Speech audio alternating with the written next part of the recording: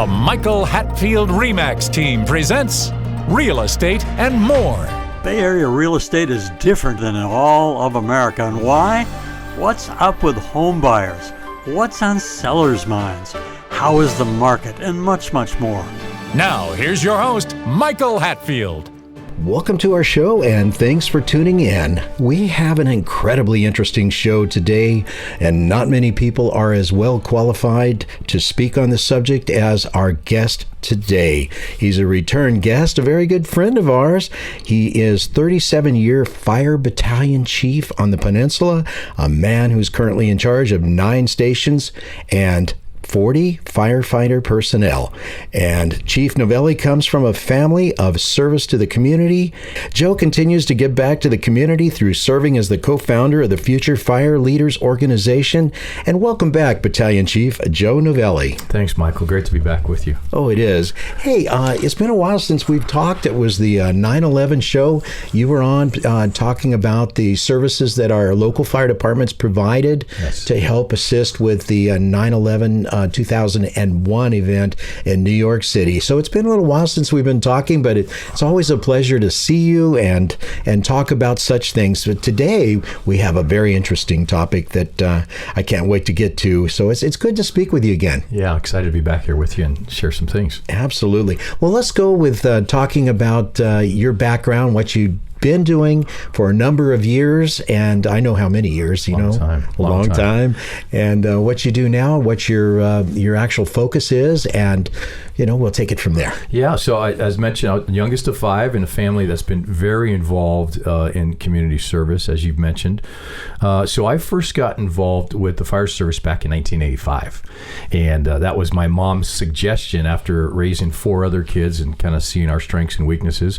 Mom was the one that originally said, hey, I think you should look into the fire service. And the interesting thing there was I had no uncles, no siblings. Nobody I knew was in the fire service. So back in 1986, 87, worked for Cal Fire, and then was hired with the organization I work for now in 1988. And I've been still there and still an active battalion chief working operations as we speak. Yeah, I recall our talk with the 9/11 show, and it had to deal with the guys that went back and serviced the community of New York when the disaster happened in 2001. It was also interesting to me because I've never been involved in anything like that.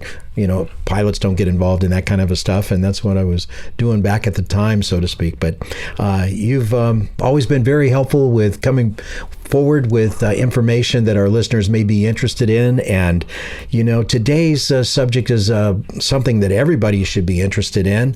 Our homeowners, our community, our people that live here. It's just so very important. You don't need water or food until you need it, and you don't need help until you need it. Sure. And then when you do, disaster services or a 9/11 call is usually where you go for. So, you've been involved with that for some time. Tell us a little bit about the 9/11 call services that we have here in the Bay Area, if you would be so kind. Yeah, and a lot's changed from back in 1985 till now, even with the services, the call centers, and even the services that these folks will get in the greater Bay Area. The 911 system is robust. It's they've instituted your ability to call 911 through your cell service now. Used to be home, and now your cell calls will be routed to the proper agency. Yeah, so if I can, Michael, I thought I'd get into some of the services we provided then and what people can expect now. Absolutely. Right? Please do. So statistically, for a lot of people, they won't call 911. It's a very difficult number to come up with because you could take the sheer population in the United States, and then you can kind of do some arithmetic, which I'm not really good at, but it's kind of an odd thing to come up with. But what I've realized in the 37 years at my agency and almost 40 years overall is a lot of people will never call 911, and when they do, most are shocked to learn how many services are available for them. So back in 87, when we first got hired, I was a new recruit. And I was welcomed very graciously by the department because I was this new kid out of the block that had this title called an EMT. I was an emergency medical technician. And so when I showed up, we had a tackle box, literally a fishing tackle box with some first aid gear. And we had an oxygen container, and we'd show up to medicals and provide service. To give the listeners perspective, what's changed, back in 87, 88, and don't quote me on the exact number, but we ran roughly 1,000 to 1,100 calls for the entire year for our organization. And just recently, at the end of 2023, we're running over 19,000 calls. And so one would think, has your population gone up 19-fold? Well, we haven't. It hasn't. I think it's gone up by 20,000 people over all those years. So the bigger question is what has changed in the need and the calling of 911 for service. But if you're okay, I'd like to kind of get into what people can expect. So for a lot of people, when you call 911, I want them to feel comfortable with what to expect, especially some of the younger folks out there that are listening, and maybe some of us are getting a little older like myself, or even a bit older, like my mom and such. So when you call 911, the first thing you're going to do is you're going to be, the call's going to be answered by one of two folks, right? Maybe three. A local police agency, it might get routed to them, and then they reroute that to the dispatch center that's going to serve for your needs. Maybe it's, if we're talking about fire service, or you might go through a CHP call center that they receive it through your cell phone, because so many of us use our cell phones, and then they'll go ahead and reroute that as well. And oftentimes, I want your listeners to be comfortable with hearing a couple voices on the background. So, if they answer your call, they're going to transfer that to another call center. They're all staying on there to make sure that call doesn't get dropped. And then another call taker will come up and go, hey, what's your emergency? Okay. So once they do that, they're going to give you a list of questions to try to determine what's taking place, what is your emergency, what have you witnessed, right? It could be, and we'll get into the type of services if you want later on, but they're going to ask you a whole bunch of questions. Now, I don't want them to think that's a delay in service. Oftentimes, your address will come up, or if you give a stated address, they're typing in this information as that's being received. And oftentimes they're punching out that particular engine company or fire station, even the ambulance company, to get them up, alert. Amazing. Yeah, it's all based on time frames, right? And so that's how the 911 system takes place. I'd love to kind of discuss what they can expect as people arrive, right? Because oftentimes they're like, okay, I see this fire engine, and most of them are red, and they're very clean more often than not, which we require. But I want people to expect, to understand what can they expect as these folks pull in. And go ahead. Yeah, I have a question. There's a San Ramon Valley has apparently a change in policy. If they actually try to determine first, do they call the police or do they call the fire department first? And before, a lot of the calls were going to the police, and the police were having to respond, but now they've changed their program to where the fire department is responding first in a lot of those occasions. Is there a move towards that where you are in the peninsula? Yeah, I think there is, because I think just like our call numbers have gone up, I think the services for the police agencies has gone up as well. And so I think that's based on individual cities. But one of our cities that we provide service for has a police officer that shows up to every call. But the other two cities don't. And I don't know if that's a drawdown on the number of calls they got, or that's just an individual city policy. But I think it's going to be really dependent on where you live. And that would be nice to know. But it's really dependent on what city you work in, and like you said, the dispatcher, how they're going to determine what are the needs. Yeah. Is there a call that's violent in nature, or somebody maybe challenging with, are they confused? And so they'll send PD out there as well to assist with the fire service. So nowadays, when the call comes in, it's actually assessed, and they can say, well, this is a fire in this area on Maple Street, and they're actually punching in a number for the fire department to respond with the appropriate closest department. Is that how that works? Yes. Yeah. Wow. So they'll plug in their address, and it's all automated.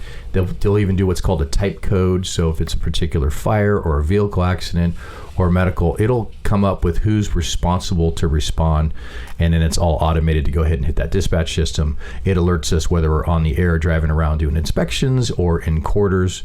It alerts them. And so, I do want to say this, and a great example of what your fire service is providing nowadays, and certainly changes that we've experienced, I've experienced. To give you an example that's really descriptive, I think that people can connect with. There are 56 fire stations in the county that I work with, which is the Peninsula. And it's very similar in the East Bay, North Bay, South Bay. There's 56 stations. Each one of those stations has a fire engine in it. And each one of those stations, for the most part, has a paramedic firefighter on that fire engine. So we provide kind of what we consider as an all-risk service delivery system, certainly in the greater Bay Area. So when that call comes in, our goal, and certainly council members and the fire chiefs and the EMS folks, we want to get there as soon as we can. And so there's standards, right? For our industry, it's less than 7 minutes. We want to, from the time the call comes in to the time we get on scene. Wow. So to describe the changes that have taken place in the greater Bay Area, we are providing a robust service with paramedicine, so we can deal with anything from any medical call, from a broken arm to a heart attack to shortness of breath. And we have all the medications and the ability to put an airway into your throat like they do at the hospital, administer morphine or different drugs to kind of address that. But I want to hit this number. There are 56 stations in the county that have paramedics now. Uh-huh. So 20 years ago, they didn't. But now they have paramedics on every engine company. So the level of service that are being provided to the general public, be it at your home or work or freeway, is significantly different. Now, any time in that same county, there could be 9 to 13 ambulances that are going to transport those people from your house to the hospital. So the difference is glaring, right? 9 to 12 versus 56. Now, we work in conjunction with each other, but you can see just the sheer number of available fire engines with paramedics is significant, and that really benefits all of us because you're getting that trained personnel with all those medications to show up in a lot quicker time than before. Now, I should say this, and then I'll let me talk. I'll let you continue the show. It is really interesting where, some cities provide transport, like you said, over here in San Ramon. They have the firefighters and they have their own transport agency within their fire department. Others are contracted out. So it varies. We're going to take a short break. We'll be right back.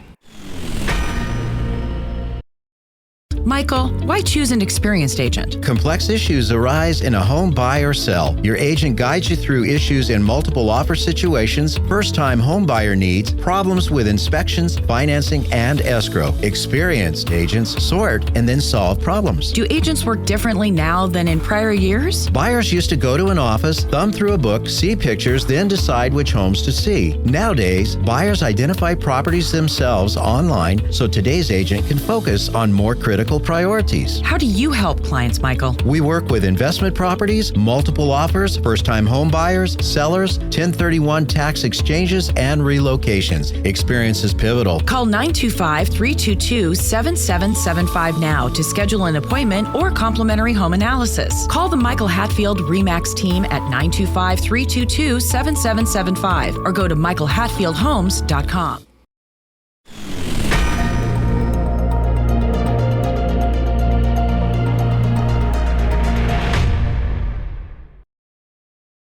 The world of Bay Area real estate can be challenging. Buying, selling, renting, loan rates, and more. To help sort all that out, listen to Michael Hatfield hosts Real Estate and More, Saturday mornings at 9 right here on KGO 810 The Spread.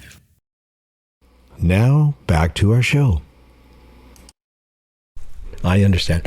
Ladies and gentlemen, we're speaking with Battalion Chief Joe Novelli, San Mateo on the peninsula, in charge of a lot of the 9/11 emergency services, sharing with us today what he knows, which is considerable from his 37 years of experience and community service. So we'll continue on now. I have a question. What about the incident response or the incident command system? How is that activated? Let's just say that some large-scale event were to happen in the Bay Area, and then you get a call to 9/11. How and how is that determined? Okay, well, this is going to require a large-scale response, like a large earthquake or a significantly large one, other than someone passes out on the corner. How's that determined? Yeah, and so it's a system that we use that people are trained on throughout the whole country, right? It's called Incident Command System, and it really provides a almost like a pyramid of sorts, where you have a group of people that are working. For us, it's a whole bunch of fire engines and ladder trucks and maybe ambulances that show up.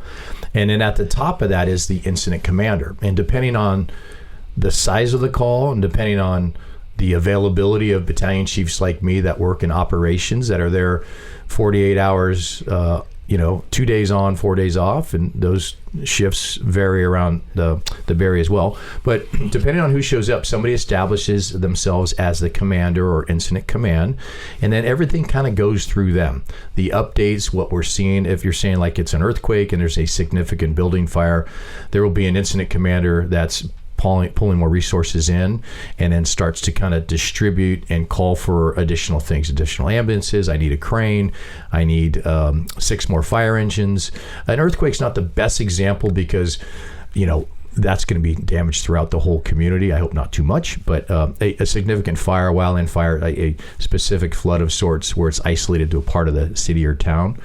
That's where we could go ahead and deploy that instant command system you're talking about. Yeah, I remember the last time we were here, we were talking about the 9/11 and the response to that, and the communications were not optimal. I imagine that's come a long way since 9/11 event back in 2001. Would you agree? I would agree. Yeah, there was lots of work and funding that went into have more agencies being able to talk to themselves on a whole bunch of different channels. And so, I think it has improved. I don't know if it's been tested since then, but I know there's lots of programs and policies and technology that have been purchased to kind of improve that. So you're right on top of that in what you do. You're actually, I wouldn't say an administrator, but you're the actual manager of these disaster services in your area, I would think. And you would be one of the guys that would make the decision. Okay, well, do we activate the large scale response, or is this just a local? Am I off on that? Or no, you're spot on. You are. And so there's, as mentioned, there's different ranks. There's the firefighters and there's paramedics. There's typical, what we call engineers, people that drive the fire engines or the big ladder trucks. And then you have a captain, like a lieutenant, that's in charge of a particular station. And then you have folks like me that are labeled battalion chiefs that are operational battalion chiefs. So we actually live with the men and women that are on duty. And then we respond to calls in not the fancy fire engine or fancy truck. It's typically an SUV of sorts or a truck, and then we'll take command. Now, as those events get bigger, then we're the ones that are calling for additional resources. What's great about the Greater Bay Area is we have all those agreements in place, whether it's mutual aid, where we can call for as many resources as we need. We can call for strike teams. We can call for additional resources as this thing grows to ultimately help us to mitigate and protect life and property. And it's been flexed here in California many times. Yeah. It started for me back in the Loma Prieta earthquake when I was on duty at Station 23 in 1989. And then we flexed that system as a real young man. Well, I remember when the U.S. Airways 1549 lost both engines after a complete power loss over the Hudson, and they put their airplane in there. It took a while, which is really a lesson for all of us, for the recognition of the captain in the seat to determine what did you really have? Because there'd never really been a full power loss like that. So he has to assess, well, can I get one back, or can I not get one back? Can I make it to Teterboro? Can I get back to LaGuardia or somewhere like that? The recognition, the human factor right there is got to be a segment of time. So from the time that a call comes in from 9/11 to the time that it's being responded to, it has to be assessed very clearly, and that's why they need people like you, I imagine. Yeah, and it's always the simulations that you have gone through, I'm sure, for hours and hours and hours. Oh, yeah. that particular pilot went through, and we do the same thing, right? We're constantly troubleshooting. What do we see? What do we have? And we're gathering information from our folks through 911 calls, and it's head on the swivel, and it's as that information comes in, we continue to make decisions. Again, focusing in on life safety and trying to get people removed from the building through ladders or interior searches and rescues. And so, yeah, it really depends on the information that's coming in. And the first 10 or 15 minutes of any incident in any town USA is the most challenging for folks in my position or first due officers like lieutenants and captains. They are on the ground trying to determine what's taking place. And there's methodologies that they use to do that. Mm-hmm. There's doing a 360 around a building, and they're reading smoke. One smoke condition looks completely different than another, and we can determine how much energy is behind that smoke, color of smoke, which could really help us determine what is burning and how much power is behind that and how quickly that's spreading. So there's lots of details that we can go through that I'm sure you can as a pilot as well. That's going to help us determine that. Well, that assessment period is absolutely critical, because with an airliner, you have pages and pages of immediate response procedures. And believe it or not, some people think that these airplanes fly themselves, but there is an element of a human factor in there that is absolutely critical. You would not leave a machine, they talk a lot about artificial intelligence nowadays, but I like the idea that there's a human person involved in making decisions. Well, do I call out these other three companies, or do I call the police, or do I call out the military? Because if you recall correctly, when we were talking about 9/11, there was one guy calling, he says, call out the military. You remember that? Mm-hmm, we were listening to the communications during that show. And so that human factor of being able to make those decisions quickly is something that, you guys are underpaid for, in my view. Yeah, no, and that comes with time on the job and experiencing, multiple calls. Some people would describe it as this slide carousel you have in your head, right? And all these different experiences you've had. And after 39 years, I've had a ton. I don't think it's ever enough. But when responding to the Loma Prieta earthquake, or I was at the Oakland Hills fire, or the Tubbs fire in Napa, or the Camp Fire in the Paradise, I can go on and on through these list of fires that I've responded to and taken significant crews to. You learn a lot, and it's catastrophic, and it's sad, and it's damaging, and it creates scar tissue into your heart. But the flip side of that is I watch men and women make a huge difference with what we do. And I might be alone in saying this, but I truly think it's one of the last lines of work where you walk into somebody's house and there's a significant amount of trust when you walk in. And I always stress that with our new hires, with our company officers, which are amazing people. But we can't take advantage of that. You have to realize when you're walking into somebody's home, I think the trust factor continues to be amazing, that they know you're going to make something better. Yeah. And they trust you, right? And because we're grounded with our service delivery model, our business is delivering service and hope. We know that. That's what we do. And we can't ever lose sight of that. And as we hire new people, we have to constantly have them see through those lenses that we can't ruin that, and we have to honor that, because it's something that can be lost right away. Being a firefighter, you're going to see a lot of things. Are there any programs now to help with PTSD from seeing some of the things that they see? That they see a lot. And is there any better programs for firefighters to help them when they deal with these emotional type situations? There is, and sadly, it came about because of our in the fire service only, that's the only numbers I can speak to. Our rate of suicides has spiked. It has gone up tremendously, and it makes sense, Michael, when you think about 1,100 calls in 1988 and 19,000 calls a year. Now we're being exposed to a lot more trauma. And we're, like as I mentioned, we're an all-risk agency. You call 911 for anything, we're responding to it. So we've always had what they call like EAP, employee assistant programs, but now we have programs that are called Fire Strong. They're training firefighters around the country to actually support others, right? Mm-hmm. And so we have networks of resources available for them to call. I can talk to somebody that's a captain in a different city. I can share my struggles with a potential suicide call that I ran on, or perhaps a baby that didn't survive. I had that very early on. I had a SIDS death with a baby that I was doing CPR probably my first year and a half in, and the baby didn't survive, but it's still impactful to me now, all these years later.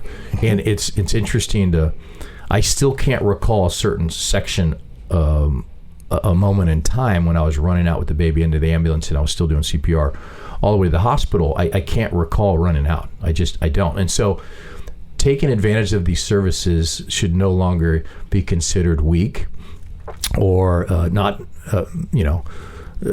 manly or womanly, to quote both sexes. We want people taking advantage of it. And so the International Association of Firefighters and local agencies, and certainly our organization, has taken this head on, and I think we're going to benefit from that long term. I really do. Unbelievable! Yeah. It's so much a pleasure to have you on the show today. Is there some thoughts that you would like to add to that to help us conclude, Chief Novelli? No, I think it's just great. There's a few things that I wanted to share with your audience, things that you can make a huge impact into the community.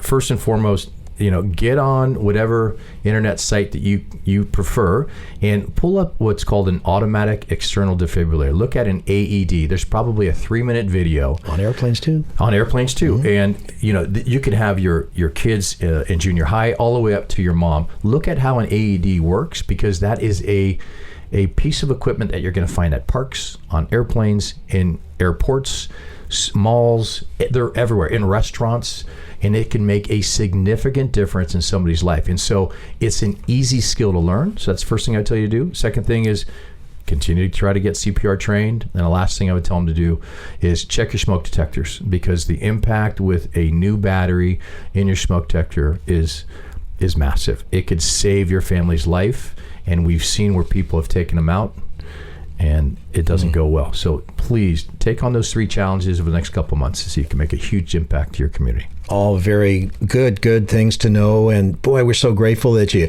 came back on the show today and help us with these. We're going to have you back and share some more as the time goes on. So thank you again for being on the show today, Chief Novelli. Appreciate it, Michael. Yeah, thanks for having me. Thank you, sir. Not many people are as well qualified to speak on fire and rescue as this man.